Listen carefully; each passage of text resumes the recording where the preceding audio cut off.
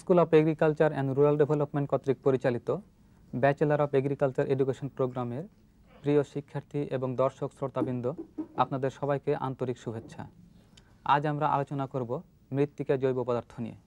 এটি মৃত্তিকা বিজ্ঞান কোর্সের ইউনিট 4-এর পার্ট 4 থেকে নেওয়া হয়েছে। তো শিক্ষার্থী বন্ধুরা, আসুন শুরুতেই আমরা জেনে নিই কী কী বিষয় থাকছে আজকের এই আলোচনায়। 1. জৈব পদার্থের সংজ্ঞা ও উৎস। 2. জৈব পদার্থের বিভিন্ন উপাদান। 3. মৃত্তিকায় ভৌত, রাসায়নিক ও জৈবিক গুণাবলীতে জৈবিক পদার্থের ভূমিকা ও গুরুত্ব। সত্যি বলতে কি, অপরিকল্পিতভাবে মাটি ব্যবহার করার ফলে আমাদের চাষযোগ্য মাটির উৎপাদন ক্ষমতা দিন দিন কমে যাচ্ছে। এতে আশানুরূপ ফসল পাওয়া যাচ্ছে না, কারণ মাটিতে প্রয়োজনীয় পুষ্টি উপাদানের ঘাটতি রয়েছে। আর সে কারণে প্রয়োজনীয় পুষ্টি উপাদান সরবরাহের জন্য বিভিন্ন সময়ে জৈব ও অজৈব পদার্থ ইত্যাদি প্রয়োগ করতে হয়। মৃত্তিকা জৈব পদার্থ হল উদ্ভিদ বা প্রাণীর অবশিষ্টাংশ, অণুজীব কিংবা মৃত্তিকাস্থিত জীবের কোষকলা বিয়োজিত গাঢ়দ্রব্য। এক কথায়, উদ্ভিদ ও প্রাণীজ উৎসের যে সমস্ত পদার্থ মাটিতে বিদ্যমান থাকে তাদেরকে মৃত্তিকা জৈব পদার্থ বলা হয়। মাটিতে সাধারণত 2 ধরনের জৈব পদার্থ দেখতে পাওয়া যায়। 1. উপরভূমির বিয়োজনশীল জৈব পদার্থ। 2. বিয়োজিত জৈব পদার্থ বা হিউমাস। জৈব পদার্থের উৎস। বিভিন্ন উৎস থেকে জৈব পদার্থ মাটিতে এসে জমা হয়। এগুলো হচ্ছে ফসলের অবশিষ্টাংশ, সবুজ সার শস্য, খামারজাত সার, জৈব সার, আবর্জনা পচা সার, বন জঙ্গলে পরিত্যক্ত পাতা, ঘাস ও ঘাসের শিকড় ইত্যাদি, মৃত জীবজন্তু, গরু, ছাগল, হাঁস, মুরগির মল ও ব্যবহৃত খাদ্যদ্রব্য, কলকারখানার বিশেষ বিশেষ কাঁচামাল প্রভৃতি। জৈব পদার্থের বিভিন্ন উপাদান। চাষাবাদে ভালো বীজ, নিয়মিত পানি বা সার দেওয়ার যে কথাই বলি না কেন, মাটির যদি সুস্বাস্থ্য না থাকে তাহলে সবটাই বিফলে যাবে। কারণ মাটি এমন একটি প্রাকৃতিক বস্তু যা সময়ের ব্যবধানে বিভিন্ন রাসায়নিক বিক্রিয়ায় সৃষ্টি হয়েছে। মাটিতে উদ্ভিদের জন্য প্রয়োজনীয় উপাদানগুলো ন্যাচারালি বিদ্যমান থাকে। রাসায়নিক উপাদান উদ্ভিদ বা প্রাণীর বয়স, বিয়োজনশীল অবস্থা বা জলবায়ুর উপর নির্ভরশীল। এখন আসুন আমরা দেখে নিই মৃত্তিকা জৈব পদার্থে বিভিন্ন উপাদানগুলোর নাম এবং এদের শতকরা পরিমাণ। শর্করা জাতীয় পদার্থ: চিনি ও শ্বেতসার 1 থেকে 5%, হেমিসেলুলোজ 10 থেকে 30%, সেলুলোজ 20 থেকে 50%। প্রোটিন জাতীয় পদার্থ: পানিতে দ্রবণীয় সরল ও ক্রুড প্রোটিন 1 থেকে 15%। স্নেহ জাতীয় পদার্থ: তেল, মোম, রজন, টেনিন ইত্যাদি 1 থেকে 8% এবং লিগনিন 10 থেকে 30%। নাইট্রোজেন, সালফার এবং ফসফরাস জৈব পদার্থ রূপে থাকলেও এটা সহজে নষ্ট হয় না। মৃত্তিকার হিউমিক কণিকায় নাইট্রোজেন, ফসফরাস, কার্বন, অক্সিজেন ইত্যাদি মৌলিক পদার্থ বিদ্যমান থাকে। পরীক্ষা করে দেখা গেছে জৈব পদার্থে কার্বন শতকরা 50 থেকে 60 ভাগ, নাইট্রোজেন শতকরা 3 থেকে 6 ভাগ, অক্সিজেন শতকরা 35 ভাগ, হাইড্রোজেন শতকরা 5 ভাগ এবং ক্ষার শতকরা 5 ভাগ। প্রিয় শিক্ষার্থীবৃন্দ, ইতিমধ্যে আমরা মৃত্তিকা জৈব পদার্থ কী, এর উৎস কী এবং মৃত্তিকা জৈব পদার্থের বিভিন্ন উপাদান এবং এদের শতকরা পরিমাণ সম্পর্কে জানলাম। আসুন এখন আমরা জেনে নিই মৃত্তিকায় ভৌত, রাসায়নিক ও জৈবিক গুণাবলীতে জৈব পদার্থের ভূমিকা ও গুরুত্ব। প্রথমে আমরা জানব মৃত্তিকায় ভৌত ও রাসায়নিক গুণাবলীতে জৈব পদার্থের ভূমিকা কী। এ সম্পর্কে বলবেন আমার শ্রদ্ধেয় স্যার প্রফেসর ডক্টর সিরাজুল হক, মৃত্তিকা, পানি ও পরিবেশ বিভাগ, ঢাকা বিশ্ববিদ্যালয়। তিনি জাতীয় এবং আন্তর্জাতিক খ্যাতিসম্পন্ন একজন গবেষক এবং মাটি বিজ্ঞানী। তিনি জৈব পদার্থের উপরে অনেক গবেষণা করেছেন। ধন্যবাদ জনাব শামীম। আজকের যে বিষয়বস্তু জৈব পদার্থের ভূমিকা মৃত্তিকা ভৌত, রাসায়নিক এবং জৈব ধর্মাবলীর উপর, আজকের আলোচনায় আমি প্রথমে ভৌত ধর্মাবলীর উপর জৈব পদার্থের ভূমিকা সম্বন্ধে আলাপ করব। জৈব পদার্থ মৃত্তিকার ভূমিক্ষয় রোধ করে। তার কারণ হলো এই, যদি জৈব পদার্থের একটা আস্তরণ জমির উপরে থাকে তাহলে বৃষ্টির ফোঁটার যে প্রভাব, বৃষ্টির ফোঁটার যে আঘাত, সেটা মাটির উপর সরাসরি পড়তে পারে না বলে ভূমির উপর যে মাটিরা যে বিচ্ছুরিত হয়ে যাওয়ার কথা সেটা হতে পারে না, ফলে ভূমির ক্ষয় রোধ হয়। তাছাড়া জৈব পদার্থ বৃষ্টির ফোঁটার আঘাত থেকে মাটিকে রক্ষা করেই, উপরন্তু বৃষ্টির ফোঁটার পানি যেটা আছে সেটা আস্তে আস্তে নিচের দিকে প্রবাহিত হয় বলে মাটি শোষণ করে নিতে পারে এবং ভূমির উপর দিয়ে কোনো পৃষ্ঠের উপর দিয়ে কোনো পানি প্রবাহিত হয় না বলে ভূমির ক্ষয় হ্রাস পায়। দ্বিতীয় যে পয়েন্টের সম্বন্ধে আলোচনা করব সেটা হলো, জৈব পদার্থ যদি মাটির পৃষ্ঠের উপর যে মাটির পৃষ্ঠের সাথে যদি মিশিয়ে দেওয়া হয় তাহলে মাটিটা লুজ বা আলগা হয়ে যায়, ফলে বৃষ্টির পানি অতি সহজেই এর ভিতরে প্রবেশ করতে পারে এবং পৃষ্ঠ প্রবাহটা হ্রাস পায়। হ্রাস পাইলে পরে উপরের প্রবাহের মাধ্যমে যে ভূমির ক্ষয় হয় সেই ক্ষয়টা অনেকটা বন্ধ হয়ে যায়। জৈব পদার্থ বিয়োজিত অবস্থায় মৃত্তিকার কণার সাথে, অর্থাৎ বালি, পলি এবং কর্দম কণার সাথে মিশ্রিত হয়ে সে বিভিন্ন আকার ও আকৃতির দলা তৈরি করে বা সংযুতি তৈরি করে। যে সংযুতিগুলো যদি ভালোভাবে গঠিত হয় তবে বৃষ্টির ফোঁটার পানি এই দলাগুলোকে বিচ্ছুরিত করতে পারে না, প্লাস এই দলার মধ্য দিয়ে পানিটা আস্তে আস্তে নিচের দিকে প্রবাহিত হয়, কারণ দলার সৃষ্টি হওয়ার ফলে মাটিতে ক্ষুদ্র রন্ধ্র এবং বড় আকারের রন্ধ্র তৈরি হয়। যদি বড় আকারের রন্ধ্র বেশি হয় তাহলে পরে সেই রন্ধ্র দিয়ে পানি অতি সহজেই মৃত্তিকার ভিতরে প্রবেশ করতে পারে। মাটি ঝুরঝুরে থাকে এবং আলগা থাকার কারণে অনুপ্রবেশ এবং অনুশ্রবণ বৃদ্ধি পায়, বায়ু চলাচল ও মাটির ভেদ্যতা বৃদ্ধি পায়। মৃত্তিকার জৈব পদার্থ পৃষ্ঠের মাটির সাথে যখন মিশানো হয় তখন এর লুজ বা আলগা প্রকৃতির কারণে কার্বন ডাইঅক্সাইড এবং অক্সিজেনের চলাচল খুব স্বাভাবিকভাবে চলতে পারে, ফলে মাটির ভিতরে কার্বন ডাইঅক্সাইডের পরিমাণ বৃদ্ধি পায় না এবং অক্সিজেনের পরিমাণও খুব বেশি একটা হ্রাস পায় না। জৈব পদার্থ পানির অপচয় কমায়। এই পয়েন্টে আমি যেটা বলতে চাই সেটা হলো, জৈব পদার্থ যদি দেওয়া হয় তাহলে মৃত্তিকার যে এগ্রিগেট বা সংযুতি তৈরি হয়, সংযুতি তৈরির কারণে মাটির ভিতরে পানি প্রবেশ করে এবং পৃষ্ঠ প্রবাহটা হ্রাস পায়, ফলে পানির অপচয় রোধ হয়। দ্বিতীয় যে পয়েন্টটা এর সাথে জড়িত সেটা হলো, কৈশিক পানি বা ক্যাপিলারি পোর স্পেসে যে পানিটা থাকে সেই পানিটা সহজে মাটি থেকে অপসারিত হয়ে যায় না। মৃত্তিকায় মাধ্যাকর্ষণের টানের বিপরীতে এই পানিটা ধরে রাখতে পারে, ফলে পানির অপচয় রোধ হয় এবং পরবর্তী পর্যায়ে এই পানিটা গাছ শোষণ করে নিতে পারে। কৈশিক রন্ধ্রের মধ্যে বা সূক্ষ্ম রন্ধ্রের মধ্যে যদি পানি অবস্থান করে সেই পানি অতি সহজে বাষ্প আকারে ও নষ্ট হয়ে যায় না, ফলে পানির বাষ্পায়ন ও কমায় দিতে পারে। মৃত্তিকার জৈব পদার্থ তাপমাত্রা নিয়ন্ত্রণ করে। উপরের পৃষ্ঠের উপর যদি জৈব পদার্থের কোনো প্রলেপ থাকে বা কোনো লেয়ার অবস্থান করে, তাহলে মাটির যে তাপ সেটা সহজে বিকরিত হয়ে উপরের বাতাসের সাথে মিশে যেতে পারে না, ফলে শীতকালে মাটি বেশ গরম থাকে।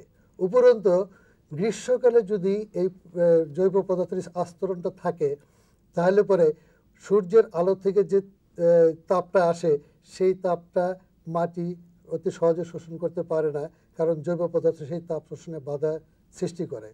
ফলে গ্রীষ্মকালে মাটি খুব বেশি একটা উত্তপ্ত হয় না। এইভাবে জৈব পদার্থ মৃত্তিকার তাপমাত্রা নিয়ন্ত্রণ করে থাকে। জৈব পদার্থ শস্যকে জলাবদ্ধতার হাত থেকে রক্ষা করে এইভাবে যে স্থূল রন্ধ্রের মধ্য দিয়ে যখন পানি প্রবাহিত হয়ে নিচের দিকে চলে যায়, তখন শুধুমাত্র সূক্ষ্ম রন্ধ্রের মধ্যে পানি অবস্থান করে। এই অবস্থায় মৃত্তিকা জলাবদ্ধতার সৃষ্টি হতে পারে না। ফলে জৈব পদার্থ এই শস্যকে জলাবদ্ধতার হাত থেকে রক্ষা করে। এরপর আমি যে বিষয়টি নিয়ে আলোচনা করতে চাই সেটা হলো মৃত্তিকার রাসায়নিক ধর্মাবলিতে জৈব পদার্থের প্রভাব। জৈব পদার্থকে মৃত্তিকার প্রাণ বলা হয়। তার কারণ হলো জৈব পদার্থের মধ্যে গাছের জন্য প্রয়োজনীয় যত ধরনের উপাদান দরকার আছে সবগুলোই জৈব পদার্থে কম অথবা বেশি পরিমাণে থাকে। কোনো কোনো উপাদান একটু বেশি পরিমাণে থাকে, আবার কোনো কোনো উপাদান একটু কম পরিমাণে থাকে। তবে এই একটি মাত্র পদার্থ যার মাধ্যমে আমরা মৃত্তিকার বিভিন্ন ধরনের পুষ্টি উপাদান সহজে সরবরাহ করতে পারি। উদ্ভিদের অত্যাবশ্যকীয় খাদ্য উপাদানের যে 18টা আছে, সেই 18টা উপাদানের মধ্যে জৈব পদার্থ থেকে আমরা অতি সহজে 15টি উপাদান পেতে পারি। এই 15টি উপাদানের মধ্যে জৈব পদার্থ নাইট্রোজেন, ফসফরাস, সালফার এবং অন্যান্য গৌণ পুষ্টি উপাদান যেগুলো আছে সেগুলো সরবরাহ করে থাকে। জৈব পদার্থ মাটির বিষাক্ততা কমায়। আমরা জানি বিভিন্ন ধরনের কীটনাশক বা পেস্টিসাইড মাটিতে ব্যবহার করা হয়, সেগুলো দিয়ে কীট বা পোকামাকড় দমন করা হয়। কিন্তু এগুলোর বিষক্রিয়া থাকার কারণে গাছের বৃদ্ধিকে ব্যাহত করে। জৈব পদার্থ যদি মাটিতে প্রয়োগ করা হয় তবে এগুলো এই পেস্টিসাইডের সাথে বিক্রিয়া করে সেগুলোর বিষক্রিয়া হ্রাস করতে সহায়তা করে। জৈব পদার্থ উদ্ভিদকে ভিটামিন এবং হরমোন প্রদান করে। জৈব পদার্থ বিয়োজন হওয়ার সময় বিভিন্ন ধরনের রাসায়নিক জৈব যৌগ তৈরি হয়। এর মধ্যে হরমোন, ভিটামিন, বিভিন্ন ধরনের পদার্থ থাকে এবং এই হরমোনগুলো উদ্ভিদের বৃদ্ধিতে গুরুত্বপূর্ণ ভূমিকা পালন করে, কারণ হরমোনের মূল ভূমিকা হলো উদ্ভিদের বৃদ্ধিতে সহায়তা করা। জৈব পদার্থ বিয়োজনের ফলে কার্বন ডাইঅক্সাইড তৈরি হয় এবং সেই কার্বন ডাইঅক্সাইড পানির সাথে বিক্রিয়ার মাধ্যমে কার্বনিক অ্যাসিড তৈরি করে। এই কার্বনিক অ্যাসিড বিভিন্ন ধরনের খনিজকে বিয়োজিত করতে সাহায্য করে, কারণ কার্বনিক অ্যাসিড একটি দুর্বল প্রকৃতির অ্যাসিড হওয়া সত্ত্বেও খনিজের সাথে বিক্রিয়ার ফলে এই বিভিন্ন ধরনের খনিজকে রাসায়নিকভাবে পরিবর্তন করে এবং সেই রাসায়নিক দ্রব্যগুলো মৃত্তিকার দ্রবণে সরবরাহ করার মাধ্যমে গাছের পুষ্টি উপাদান যোগায়। তাছাড়া জৈব পদার্থ থেকে বিয়োজনের ফলে বিভিন্ন ধরনের জৈব যৌগ তৈরি হয়। সেই জৈব যৌগের মধ্যে অ্যাসিড একটি গুরুত্বপূর্ণ গ্রুপ। এই অ্যাসিডগুলো বিভিন্ন ধরনের রাসায়নিক বিক্রিয়ার মাধ্যমে মৃত্তিকার খনিজের ক্ষয়ীভবনে যথেষ্ট গুরুত্বপূর্ণ ভূমিকা পালন করে। জৈব পদার্থ মৃত্তিকার বিক্রিয়া বা পিএইচ নিয়ন্ত্রণে অত্যন্ত গুরুত্বপূর্ণ ভূমিকা পালন করে। যে মাটিতে জৈব পদার্থের পরিমাণ বেশি সেই মাটির বাফার ক্ষমতা অনেক বেশি। তার কারণ হলো যদি মাটিতে কোনো কারণে অম্ল জাতীয় সার প্রয়োগ করা হয় বা যে সার প্রয়োগ করলে অম্ল সৃষ্টি হয়, এমন সার যদি প্রয়োগ করা হয় তাহলে তা থেকে যে হাইড্রোজেন আয়ন বের হয়ে আসে সেটা জৈব পদার্থ তার দেহে আটকায় রাখে, ফলে মাটিতে হাইড্রোজেন আয়নের পরিমাণ বাড়তে পারে না।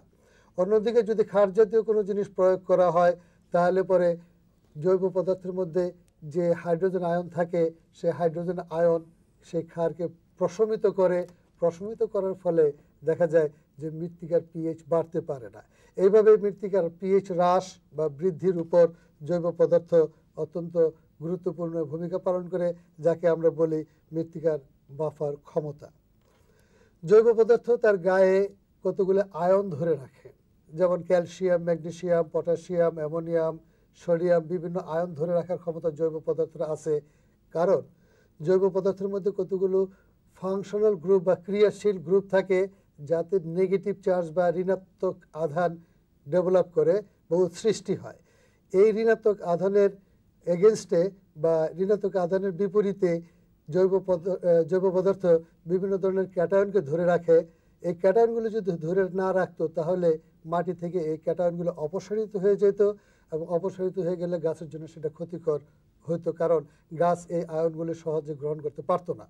সুতরাং জৈব পদার্থ এই বিনিময়ে আয়নগুলোকে ধরে রাখে এবং গাছের প্রয়োজন অনুসারে সেগুলো আস্তে আস্তে সরবরাহ করে বলে গাছ দীর্ঘ সময় ধরে সেই আয়নগুলো গ্রহণ করতে পারে।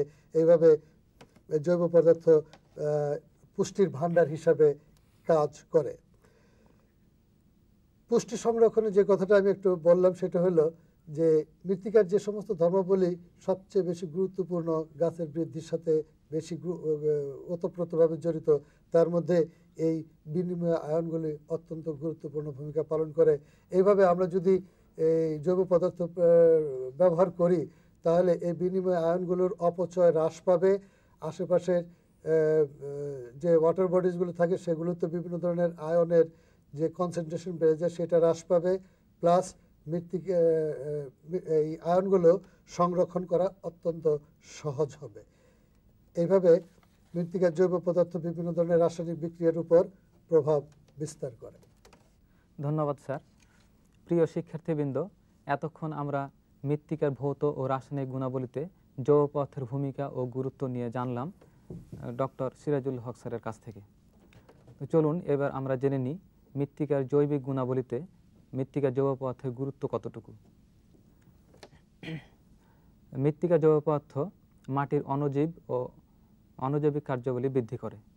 জৈব পদার্থ মৃত্তিকা অণুজীবের সংখ্যা বৃদ্ধি করে, যেমন ব্যাকটেরিয়া, ছত্রাক, শ্যাওলা ইত্যাদি জৈব পদার্থ থেকে খাবার সংগ্রহ করে। মৃত্তিকা অণুজীব মাটির উর্বরতায় বলিষ্ঠ ভূমিকা রাখে। এখন মাটিতে যদি মৃত্তিকা জৈব পদার্থ কম থাকে, তাহলে অণুজীবের সংখ্যাও কমে যায়, ফলে আশানুরূপ ফলন পাওয়া যায় না। পিঁপড়া, কেঁচো, সেন্টিপিড ইত্যাদির সংখ্যা ও কার্যাবলী বৃদ্ধি করে। কেঁচো, পিঁপড়া এবং উই পোকা ইত্যাদি জৈব পদার্থ থেকে খাদ্য সংগ্রহ করে।